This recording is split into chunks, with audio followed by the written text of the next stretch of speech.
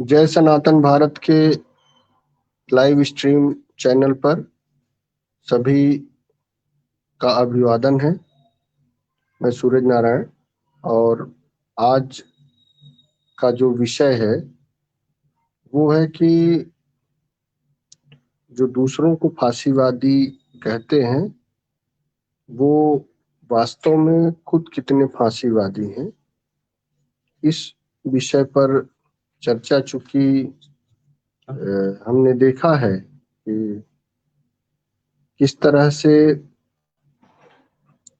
पत्रकारों का, जो कि अपने राष्ट्रवादी विचारों को तटस्थ ढंग से रखने वाले पत्रकारों का, जिस तरह से इंडी अलायंस ने एक मनोबल तोड़ने के लिए उनका बहिष्कार कि नहीं बुलाया जाएगा, तो वास्तव में इनका सारा चरित्र उजागर हो गया है।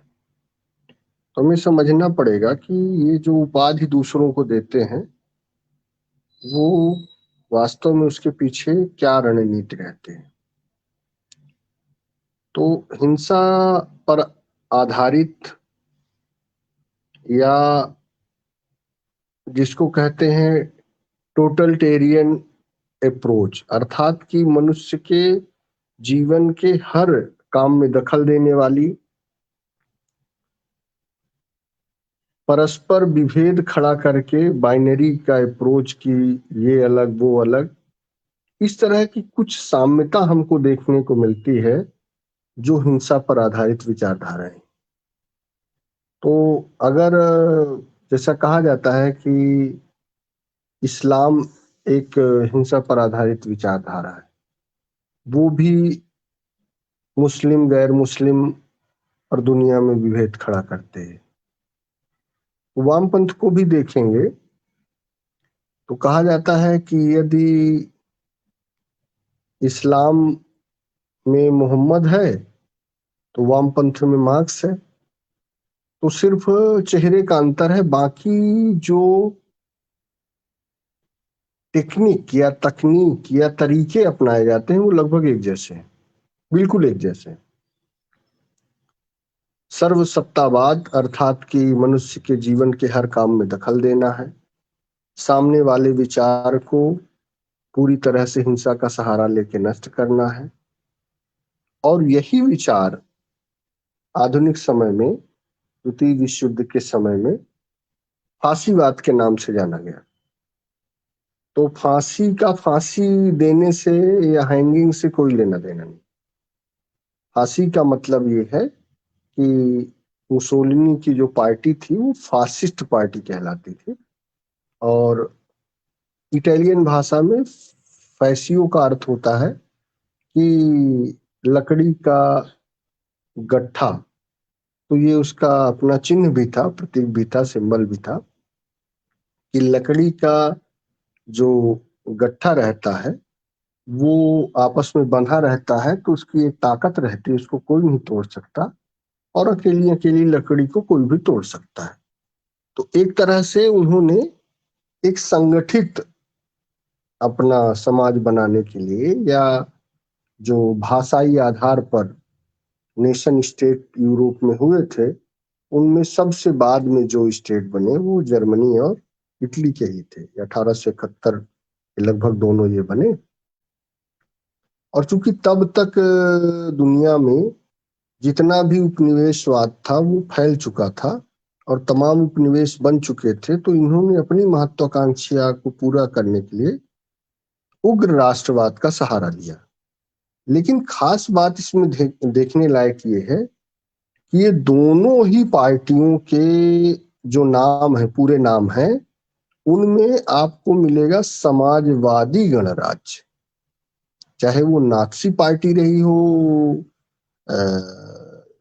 हिटलर की, या मुसोलिनी की फांसी पार्टी रही हो, दोनों में आपको शब्द मिलेगा समाजवादी या साम्यवादी गणराज्य। तो जैसे हम देखते हैं कि पाकिस्तान का नाम हम सिर्फ पाकिस्तान जानते हैं, लेकिन असल में क्या है? पाकिस्तान इस्लामिक गणराज्य है। तो उसके पीछे जो डिराइव्ड फोर्स है या मुख्य ताकत है वो इस्लाम की है। ऐसे ही भले ये ऐसा प्रचारित किया जाता है कि एक बाइनरी खड़ी की जाती है कि जो फांसीवाद है या जो नाजीवाद है वो कम्युनिस्ट के विरुद्ध है, जबकि ऐसा नहीं है। ये वो कम्युनिस्ट है जो आपसी लड़ाई में कम्युनिस्ट के विरुद्ध है। इसका जिसको कहते हैं कि वो दक्षिण पंथ से लेना, या जहां भी राष्ट्रवाद का विषय आएगा तो उसमें कहा जाएगा, राष्ट्रभक्ति की बात आएगी तो उसको कहा जाएगा कि अरे ये तो हिटलर की तरह हो जाएंगे, मुसोलिनी की तरह हो जाएंगे। ऐसा नहीं। हर जगह का राष्ट्रवाद जो है या स्थानीय स्तर पर जो राष्ट्रभक्ति है वो अपने स्थानीय स्तर के विचारों को, अपने स्थानीय स्तर के उद्योगों को, अपने स्थानीय स्तर के नागरिकों को एक उनकी परंपराओं के आधार पर चलाने के लिए होती है। वो राष्ट्र प्रेम है, ये नहीं है कि उसका हम प्रयोग करके दूसरे को नष्ट करेंगे। लेकिन जैसा कि हमने देखा कि यूरोप की जो साम्राज्यवादी शक्तियां हैं या कोई भी शक्ति अगर दूसरी जगह पर सत्ता को कब्जा करने जाती है तो वो अपने से कुछ ऐसे नरेटिव, कुछ ऐसे विचार चलाती है। जैसे अगर हम यूरोप की जो शक्तियां आई, विशेषकर इंग्लैंड की जो भारत में आई, उसके एक वहां पर इंग्लैंड के जो उसके अनुभव हैं उसको वो भारत में कैसे सुपर इम्पोज करते हैं, तो आपको ध्यान में आएगा कि वहां पर लोकतंत्र की बहाली के पहले जो चर्च वहां पर अत्याचार करता था उसको इन्होंने यहाँ पर मंदिरों के ऊपर या ब्राह्मणों के ऊपर थोप दिया।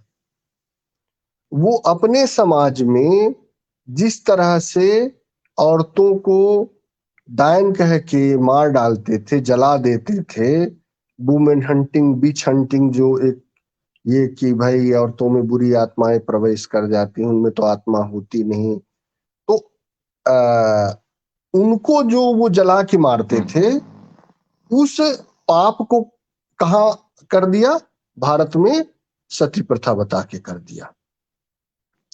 जो अपने यहाँ वो काले लोगों के साथ भेदभाव करते थे उसको भारत में दलित नरेटिव के नाम से चला दिया। तो ऐसे जो जो वो वहां पर पाप करते थे उसको सबको भारत के सिर पर मढ़ दिया, या भारत में उसका उन्होंने रूप देखने की कोशिश की या बताने की कोशिश की। क्योंकि जब यहाँ पर ईस्ट इंडिया कंपनी आई और उसने सत्ता हाथ में ली तो फिर वहां इंग्लैंड में उनको जवाब देना होता था कि भैया आपने सत्ता क्यों ली। तो एक शब्द चलता है बर्डन ऑफ वाइट, अर्थात कि जो गोरे लोग हैं उनको सारी दुनिया को सभ्य करने का बोझ है उनके ऊपर। इसलिए भारत एक पिछड़ा हुआ समाज है जहां पर बहुत अत्याचार होता है, महिलाओं के ऊपर अत्याचार होता है, दलितों के ऊपर होता है, बड़ी गैर बराबरी है। वहां के जो धर्म के संस्थान हैं वो उसी तरह से लूटपाट कर रहे हैं जैसे चर्च के लोग करते थे। इसलिए हम सब कुछ वहां ठीक करने के लिए रुके हुए। ऐसे ही जैसे हमारे यहाँ जो एक शब्द कहा जाता है कि संत लबार चोर मुनि ज्ञानी जस आपुन तस आनहु जानी, तो जो झूठे लोग होते हैं वो जिस तरह के खुद होते हैं, जिस तरह का उनका विचार रहता है उसका वो तमाम प्रपंच खड़ा करने की कोशिश करते हैं। जैसे ये जैसे दूसरे लोगों के साथ भेदभाव किए, जैसे हमने देखा कि किस तरह से पत्रकारों को बिल्कुल स्थान नहीं दिया गया, इमरजेंसी में तो अत्याचार की पराकाष्ठा हो गई, और जो भी इनसे बरखिलाफ विचार रखने वाला होता है उसका ये बुरी तरह से दमन करते हैं। ये इनका स्वभाव है। लेकिन ये जो अपना पाप है ये संघ के ऊपर, भाजपा के ऊपर, इसके ऊपर सुपर इम्पोज करने की कोशिश करते हैं। भाजपा के भी जो कट्टर समर्थक हैं उनको भी ये बात लगती है कि ये जिस तरह से हमारे लोगों के साथ भेदभाव करते हैं, इसी तरह का दंड इनको भी दिया जाना चाहिए, इसी तरह का इनके साथ होना चाहिए। क्योंकि खल संग विनय कुटिल सन प्रीति, ऐसे दुष्ट लोगों के साथ बिल्कुल विनय का व्यवहार नहीं किया जाना चाहिए, और इनके साथ विनय का व्यवहार करने से कभी भी उचित परिणाम नहीं मिलते हैं। जैसे कि जब बाली का वध भगवान राम ने किया तो उन्होंने कहा कि अगर कोई पाप करने वाला व्यक्ति है और जो उसको दंड देने वाली शक्ति है अर्थात राजा है या अन्य कोई है, अगर वो दंड नहीं देता तो उस पाप का भागी वो राजा होता है, वो दंड देने वाली अथॉरिटी होती है। इसलिए इस तरह के जो तत्व भारत में विदेशी फंड ले लेके और किस तरह से समाज को तोड़ने के लिए अलग अलग उपाय कर रहे हैं, उनके बारे में उनकी रोकथाम के लिए बहुत अच्छा प्रयास करने की आवश्यकता है। वास्तव में ये जो शक्तियां हैं इनमें कहीं न कहीं वामपंथ का की भूमिका रहती है, और वामपंथ की जो आपसी लड़ाई है, क्योंकि चाहे वो हिटलर हो चाहे मुसोलिनी हो, मुसोलिनी ने वो काम थोड़ा पहले से शुरू किया, 1922-23 से शुरू किया और 1945 तक चला, और हिटलर ने लगभग 1933 के आसपास से काम शुरू किया, 1945 तक चला। तो ये दोनों का लगभग जो काम करने का तरीका एक ही है, और अगर एक यहूदी के खिलाफ जो यहूदी के विरुद्ध जो अत्याचार किया नस्लवाद के नाम पर हिटलर ने, उसको छोड़ दिया जाए तो बहुत ज्यादा अंतर दोनों के काम में नहीं है। लेकिन मजे की बात यह है कि कम्युनिस्ट लोग हमेशा ये कहते हैं कि ये राष्ट्रवादी हैं या दक्षिणपंथी हैं, ऐसा वैसा शब्द कहते हैं, लेकिन और कहीं का भी राष्ट्रवाद होता है, विशेषकर भारत में अगर जैसे राष्ट्रीय स्वयंसेवक संघ ने फौजी ट्रेनिंग का और ऐसा सब किया तो कहा जाता है कि उन्होंने उनकी नकल की, जबकि ऐसा नहीं था। राष्ट्रीय स्वयंसेवक संघ ने पूरी तरह से, राष्ट्रीय स्वयंसेवक संघ का किसी अन्य विचार से बिल्कुल तुलना नहीं की जा सकती, और यह जो भारतीय राष्ट्रवाद है या भारतीय राष्ट्र प्रेम है या धरती के प्रति जो अपना प्रेम है, भारत भूमि के प्रति प्रेम है, उस भाव को लेके काम करने वाला संगठन है। और इसने वसुधैव कुटुंबकम की बात की, सर्वे भवन्तु सुखिनः की बात की। तो वास्तव में जो इटली और जर्मनी में हिटलर और मुसोलिनी का उग्र राष्ट्रवाद है, वो कम्युनिस्ट विचारधारा क्या ही आपसी लड़ाई का परिणाम। जब हिटलर और मुसोलिनी को ये समझ में आया कि हम अपना नेतृत्व कैसे उभार सकते हैं, तो उन्होंने कम्युनिस्टों, चूंकि वो कम्युनिस्ट पार्टी के ही पार्ट थे, उनके पार्टियों में अगर उनकी पार्टी का आप पूरा नाम देखेंगे तो वही आता है समाजवादी गणराज्य, तो उससे समझ में आता है कि वो उसी विचारधारा के पार्ट हैं, वो उनके विरोधी नहीं है, बल्कि ये इनकी आपसी लड़ाई थी। और ये कम्युनिस्टों की एक बहुत जगजाहिर टेक्निक है, कम्युनिस्टों की भी और साम्राज्यवादियों की भी, कि वो जो खुद पाप करते हैं वो दूसरों को चिल्लाने लगते हैं कि ये सामने वाला फांसीवादी, तो वो खुद फांसीवादी हैं, इसीलिए वो ऐसा कहते हैं। दीपक जी, और कोई सवाल इस विषय में अगर आप चर्चा को बढ़ाने के लिए बताना चाहे तो। मैंने अभी रवीश कुमार जी ने एक बयान दिया था कि विपक्ष है उसको मीडिया से लड़ना चाहिए, इस पर आपका क्या करना है? विपक्ष को किससे लड़ना चाहिए? मीडिया से लड़ना चाहिए। अच्छा, माने जो रवीश कुमार ने कहा था जो विपक्ष है उसको माने जो गोदी मीडिया है उससे लड़ना चाहिए, ऐसा ना?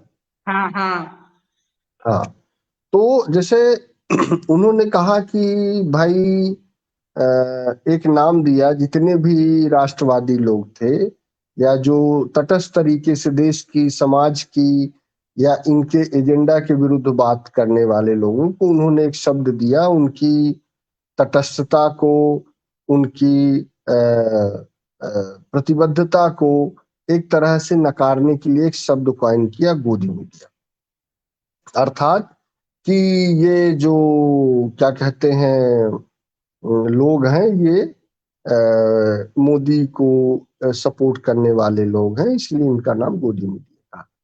लेकिन आप देखेंगे इनका अब जो ये है वही वो दूसरे को कह रहे हैं। देखिएगा कैसे, तो एनडीटीवी जहां से वो चले, वो उसको किसने पैदा किया?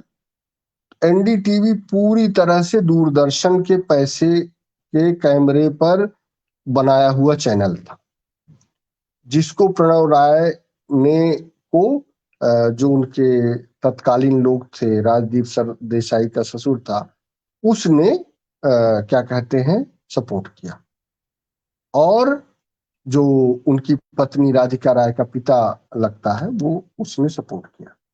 कहने का अर्थ ये है कि आप देखेंगे तो ये जो लोकतंत्र के नाम पे भारत में, आप उत्तर से देके नॉर्थ ईस्ट से लेके तमाम एक एक जगह देख लीजिए, ये केवल आज तक के 70 साल के 75 साल के लोकतंत्र में तमाम एक एक दो दो परिवारों को पालने के लिए ये काम हुआ है।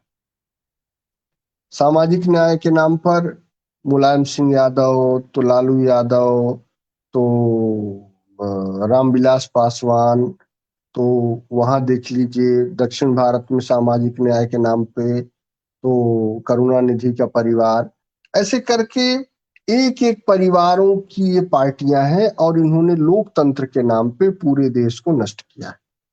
और जो लुटियन गैंग, जिसको Khan Market gang, Lutyens gang कहा जाता है, उनका आप देख लीजिए तो पूरा एक ट्रैक रिकॉर्ड है कि किस तरह से नेहरू परिवार को सपोर्ट करने वाला थापर परिवार, जो उस जमाने में उनको सपोर्ट करता था, वहां से उनकी यात्रा शुरू होती है और वो उसके सेना के चीफ बनते हैं।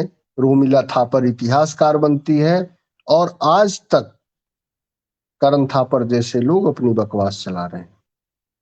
या आप देख लीजिए कि तीस्ता सीतलवाड़ कौन है, तो भाई ये जो जलियांवाला बाग हत्याकांड करने वाले, डायर को सम्मानित करने वाले जो उस समय के अटॉर्नी जनरल थे, उनके परिवार से। ऐसे आप पूरा देखेंगे। खुशवंत सिंह कौन है, तो सरदार शोभा सिंह के उस परिवार से आते हैं जो कि भगत सिंह को फांसी दिलवाने में जिन्होंने झूठी गवाही दी और दिल्ली के फिर उसके बाद उनको ठेके मिले। तो फिर उन्होंने क्या किया, तो भाई अमृता सिंह की जो माँ थी मुस्लिम, उसका संजय गांधी से लगाव था और खुशवंत सिंह के चचेरे भाई ने उससे शादी की। ऐसे करके आप जब इनके गहराई में जाएंगे तो हिंदुस्तान में 10-20 परिवार, वही मीडिया, वही फिल्म, वही साहित्यकार, वही पद्मश्री, वही ज्ञानपीठ अपने ही अपने लोगों को देते हुए दिख जाएंगे। इसीलिए ये जातिवाद की बात करेंगे, कहेंगे कि हम सामाजिक न्याय की बात करते हैं, लेकिन अभी भी आप देखेंगे कि सबसे ज्यादा ब्राह्मण सांसद अगर किसी पार्टी से आते थे तो कम्युनिस्ट पार्टी से आते थे। क्यों?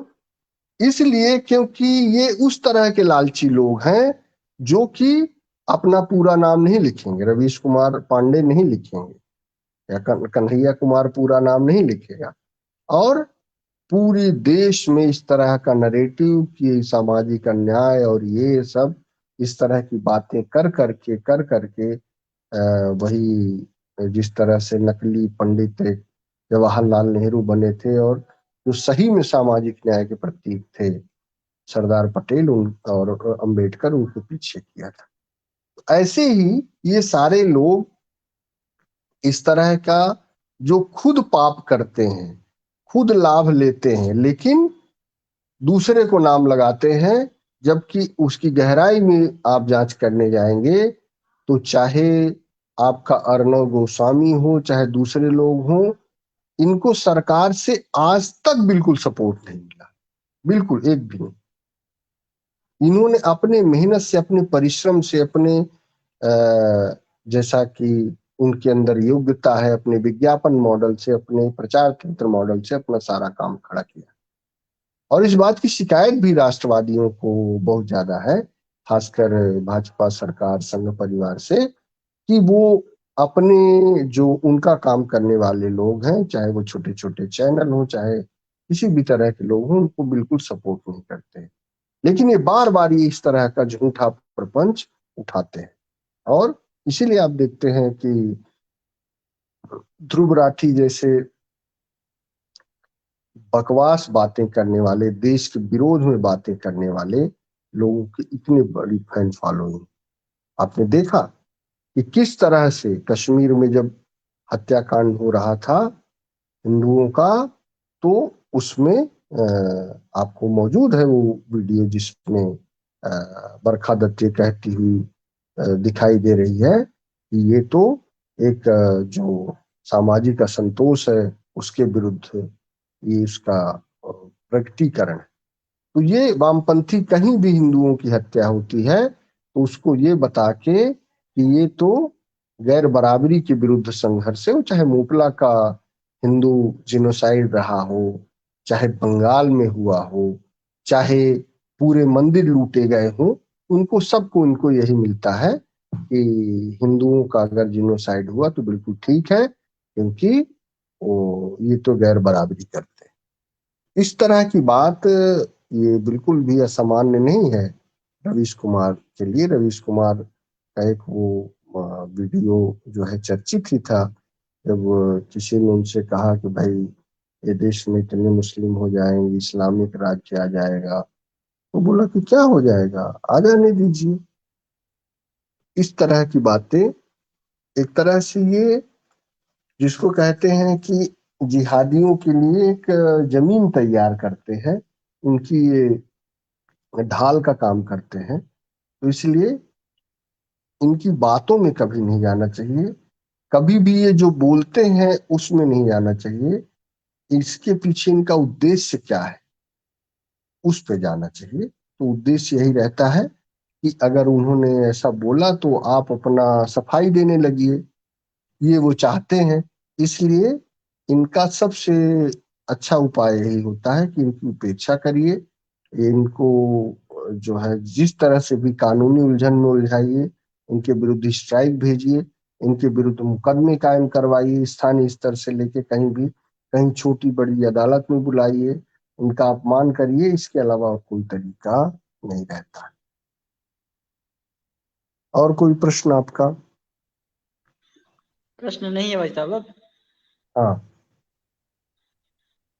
मुख्य बात, मुख्य बिंदु मैं आपको यही बताना चाहूंगा कि दरअसल जिसे हम नाजीवादी या फांसीवादी कहते हैं, वो उस समय की कम्युनिस्ट पार्टी के ही आपसी का ये दूसरा धड़ा है।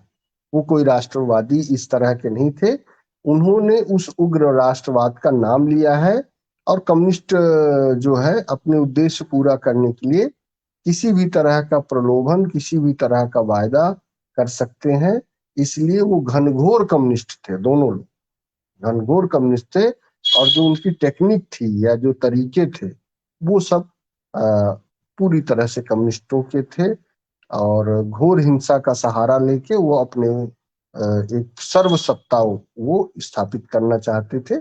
उस समय तक के लिए वो अपने आप में सफल भी हुए थे। तो उनको ये कहना कि वो कोई कम्युनिस्ट से अलग विचार के हैं तो नहीं। तो ये आप मान के चलिए कि वो अमजद खान और रणजीत जो है दो खलनायक की आपसी लड़ाई है, जिसमें वो अमजद खान है, एक रंजीत है, ऐसा समझ लीजिए। बाकी वो अलग नहीं थे उनसे, वो एक ही कम्युनिस्ट थे। आपका ठीक है बहुत बहुत दीपक, धन्यवाद। आपका भी बहुत बहुत धन्यवाद। मैं जय सनातन भारत के दर्शकों से आग्रह करूंगा कि इसको ज्यादा से ज्यादा शेयर करें, इस विचार को, अपने नए नए विचार इसमें खासकर कमेंट बॉक्स में आकर दें। हम लोग चैनल को कैसे ज्यादा ठीक कर सकते हैं, क्योंकि हम लोग नए नए विचार लेके आते हैं, तो आप सब इसमें अपना विचार ऐड करेंगे, नई नई चीजें बताएंगे, तो हम सबके लिए ठीक रहेगा। बहुत बहुत धन्यवाद। शुभ रात्रि।